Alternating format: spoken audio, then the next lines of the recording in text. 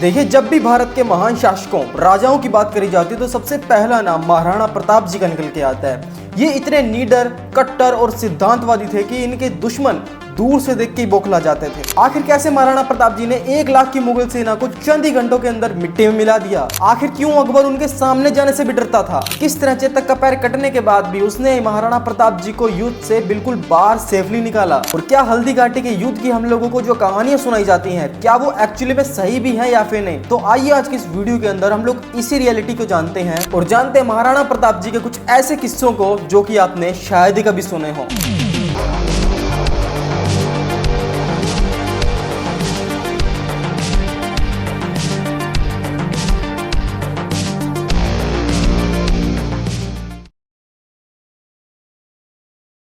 देखिए, आज से 500 साल पहले तक दिल्ली की सत्ता पर मुगलों का जो परचम है वो बुलंद हो चुका था। इसके सिंहासन पर अकबर की हुकूमत थी। अकबर विस्तारवादी नीति का बादशाह था।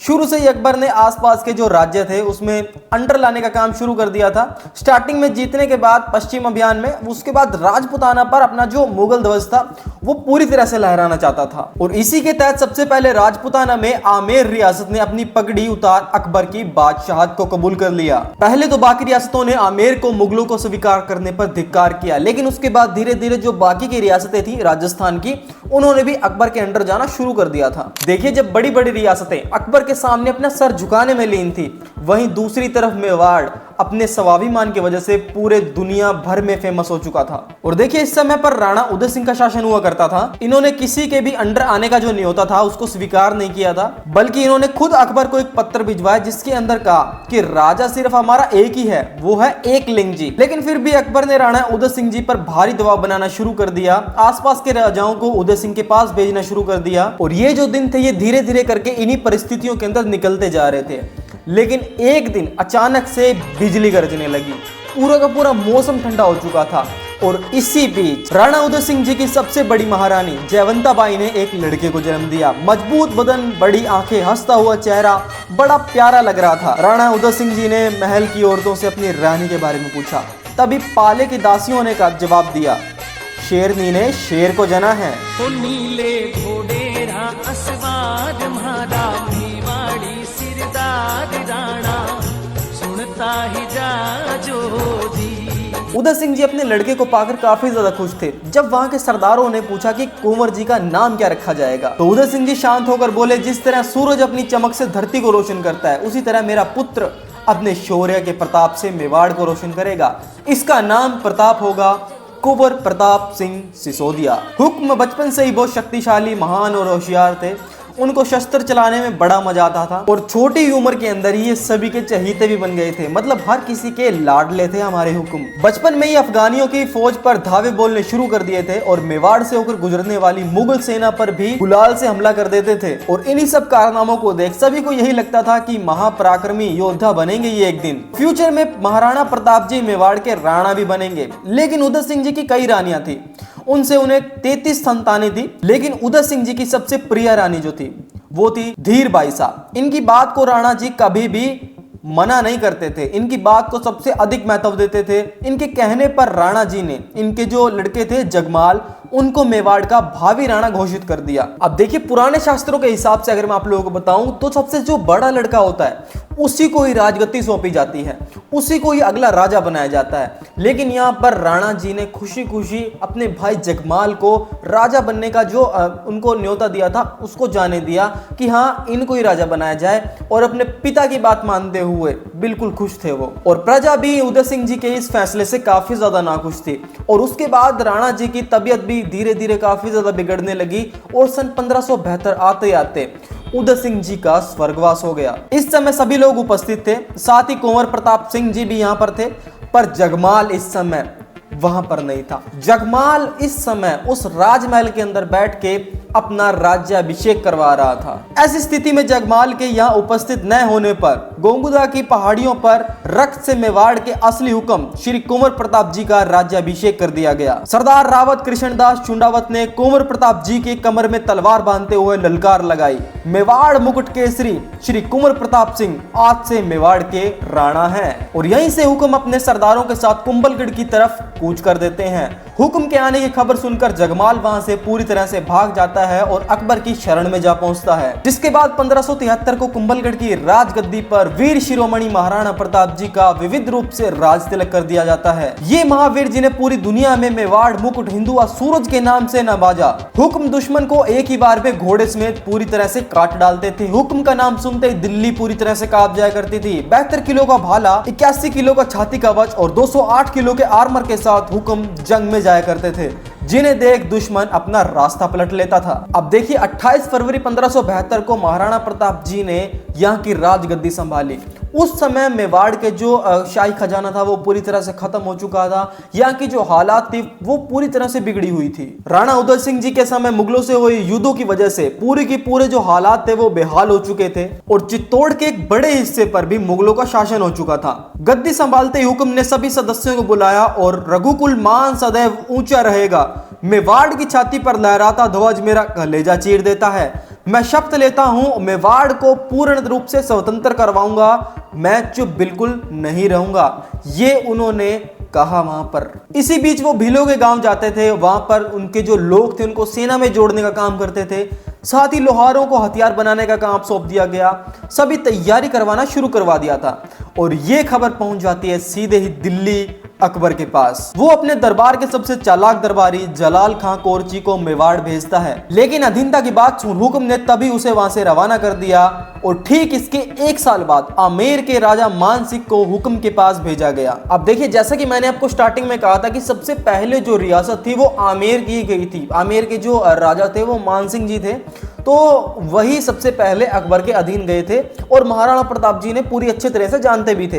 तो इसलिए अकबर ने इनको महाराणा प्रताप जी के पास भेजा था कि ये कुछ बातचीत करेंगे तो शायद से कुछ हल निकल सकता है। तो देखिए, इस समय जो हुक्म थे वो उदयपुर में थे, तो मान सिंह भी वहीं चला जाता है। हमारे हुक्म ने मान सिंह का एक अतिथि की तरह स्वागत किया।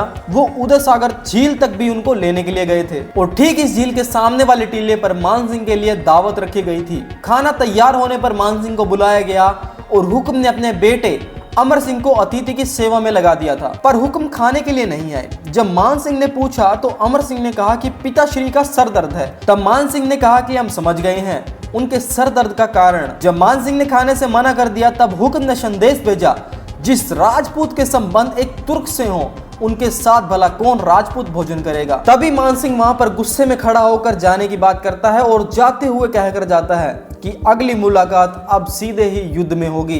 तभी हमारे हुक्म उनको जवाब देते हैं कि मैं प्रतीक्षा करूंगा। 1576 में अकबर ने अपने सभी सेनापतियों को अजमेर आने का निमंत्रण दिया। यहाँ अकबर ने मान सिंह को 1 लाख सेना का सेनापति घोषित किया। 3 अप्रैल 1576 को मान सिंह अपनी फौज लेकर निकल पड़ा और 2 महीने चलने के बाद खमनोर नाम के एक गांव पहुंचा। महाराणा प्रताप जी को खबर मिली कि वो अपने सैनिकों को लेकर मान सिंह इधर ही आ रहा है और दूसरी तरफ हमारे हुक्म पूरी तरह से तैयार बैठे थे। उनकी तलवार पूरी तरह से रेडी थी, उनके भाले पूरी तरह से तैयार थे जंग करने के लिए। यहाँ मान सिंह मोलेला गांव तक आ पहुंचा था और उसने अपना डेरा भी लगा लिया था। दूसरी तरफ हुक्म ने अपने 20,000 सेना के साथ 6 मील सामने लोसिंग गांव में पड़ाव डाला। मान सिंह की सेना में मुगल और राजपूत थे, जबकि हुक्म की सेना में राजपूत, भील, पठान, लोहार और गांव के बाकी सारे लोग भी थे। 18 अक्टूबर 1576 को दुनिया के अनोखे युद्ध का आगाज हुआ, जिसे हल्दी घाटी का युद्ध कहा जाता है। उधर से मुगल सेना आने लगी, तभी हुक्म ने अपने हरावल दस्ते को प्रहार करने के लिए भेजा। हुक्म की सेना ने मुगलों की सेना को चकनाचूर कर दिया। तभी मुगलों का हरावल दस्ता खेमे की तरफ भाग निकला। अब मुगल सेना और हुक्म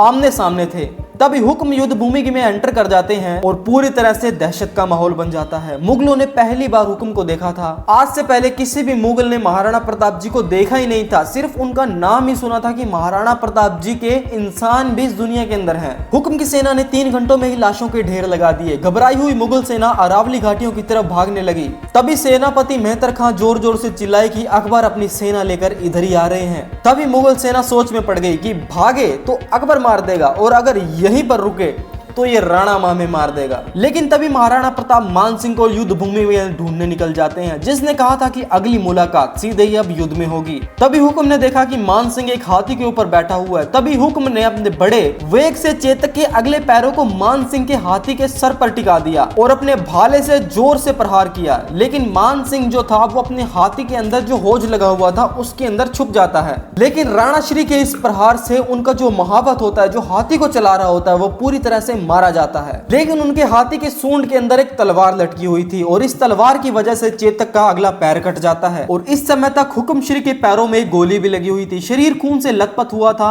तभी सादड़ी रियासत के झालाविदा ने कहा कि हुक्म, आपके चेतक को इलाज की जरूरत है और आपके पैर में भी गोली लगी हुई है, आप तुरंत वैद्य जी के पास जाएं। हुक्म अपने चेतक को अपने बेटे की तरह प्यार करते थे। उन्होंने झालाविदा को मेवाड़ का राज छत्र दिया और बोले सेना का नेतृत्व करना और अपने घोड़े पर सवार होकर युद्ध को पूरी तरह से पहाड़ियों की तरफ मोड़ लिया, जहां भीलों ने युद्ध का सारा मोर्चा संभाल लिया और मुगल सेना को एक नई टक्कर मिली। महाराणा प्रताप अपने चेतक को लेकर निकल पड़े और फिर चेतक ने 26 फीट लंबी खाई को पार किया और आगे जाकर धड़ाम से गिर गया और वहीं पर ही बेहोश हो गया। उसके बाद उनका पीछा कर रहा उनका छोटा भाई शक्ति सिंह, जो कि मुगल सेना की तरफ से लड़ रहा था, वो उनके पास आ पहुंचता है। राणा जी अपने चेतक को सहला रहे थे, तभी हुक्म की नजर शक्ति सिंह पर पड़ी और हुक्म ने शक्ति सिंह से कहा, सीना खुलिया मार भाला, तुम गोद गुलामी टेकन लगे, भारत माता कह दूंगा तेरे पूत दामन में बिकन लगे। बड़े भाई के इस शब्द सुन छोटा भाई फूट फूट कर रोने लगा और रिग्रेट करने लगा कि मैं उसकी सेना में गया ही क्यों। और दूसरी तरफ हल्दी घाटी का घमासान युद्ध चल रहा था। पुंजा भील और राजपूत सरदार मुगलों को भीषण टक्कर दे रहे थे और लास्ट में मान सिंह ने हल्दी घाटी के और अंदर जाने की बजाय वापसी अजमेर जाने का निश्चित किया। अकबर की विशाल सेना का घमंड मेवाड़ की सेना ने पूरी तरह से चूर चूर कर दिया। और देखिए, जब हार का मुंह लेकर मान सिंह और आसफ खां अकबर के दरबार में जा पहुंचते हैं तो अकबर इनको 3 महीनों के लिए वहां पर आने के लिए पाबंदी लगा देता है कि तुम 3 महीनों के लिए यहाँ पर आ ही नहीं सकते। उसके बाद इनकी जो प्रॉपर्टी होती है, इनकी जो संपत्ति होती है, उसको भी पूरी तरह से जब्त कर लिया जाता है। और देखिए, यहाँ पर हमारे जो हुक्म थे वो अपनी सेना के साथ कुंभलगढ़ आ जाते हैं। युद्ध के पासा उनकी तरफ था और हुक्म सारा का सारा खजाना जो था वो पूरी तरह से खत्म हो चुका था। उसके कुछ ही महीनों बाद सन 1577 में अकबर ने एक बार फिर शाहबाद खान के अंडर भारी सेना हमला करने के लिए भेजी। हल्दी घाटी जैसे बड़े युद्ध के बाद एक दोबारा युद्ध करना महाराणा प्रताप जी के लिए बड़ी चुनौती थी, इसलिए उन्होंने अपने किले को वहां से पूरी तरह से छोड़ दिया और जंगलों की तरफ निकल गए। और इसके बाद इस किले पर शाहबाद खान का अधिकार हो गया। लेकिन इसके कुछ महीनों के बाद ही हुक्म ने दोबारा से सेना को तैयार करा और फिर एक बार धावा बोला और पूरे के पूरे किले को अपने अंडर दोबारा से ले लिया। इसके बाद हुक्म ने सभी सरदारों को बुलाया, जहां सभी सरदारों ने कहा कि हमें सिंध की तरफ निकल जाना चाहिए, वहां पर हम लोग धन का बंदोबस्त जरूर कर सकेंगे। इसी उद्देश्य से हुक्म भान सोनाकर को किले का किलेदार नियुक्त कर गुजरात की तरफ निकल जाते हैं और इसी बीच रास्ते में जाते हुए 2 बार शाहबाज खां को पराजित कर वापस लौटने पर भी मजबूर करते हैं। गुजरात पहुंचते हुक्म ने चूलिया गांव में अपना डेरा लगा लिया, जहां परम दानवीर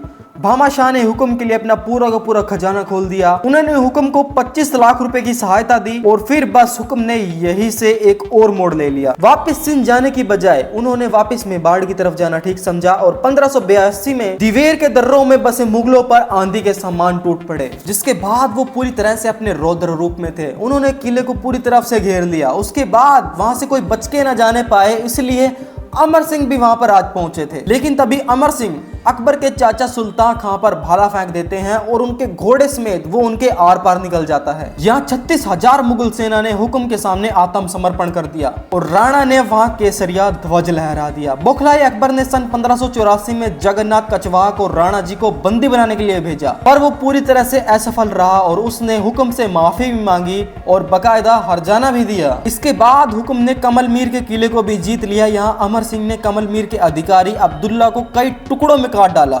इसके साथ ही 1585 में हुक्म के चावंड को जीतकर उसे अपनी राजधानी बनाया। उसके बाद हुक्म ने एक एक कर कुल 32 किले जीत लिए। अकबर की पूरी तरह से नींदें हराम कर दी थी हमारे हुक्म ने। और देखिए, इसी बीच मान सिंह से देशद्रोह का बदला लेने के लिए हुक्म अपनी सेना को लेकर मालपुरा पर आक्रमण के लिए निकल पड़े, जहां उन्होंने मान सिंह की औरत को पूरी तरह से कब्जे में ले लिया। अकबर ने पूरी तरह से स्वीकार कर लिया था कि राजपूताने के इस शेर को कोई भी कैद नहीं कर सकता। उसने महाराणा प्रताप जी को ना छेड़ने में अपनी भलाई समझी और इसके बाद हुक्म ने 12 सालों तक ऐसा शासन किया कि मेवाड़ को 4 चांद लग गए। और 19 जनवरी 1597 में हुक्म शेर का शिकार करने के लिए निकले थे।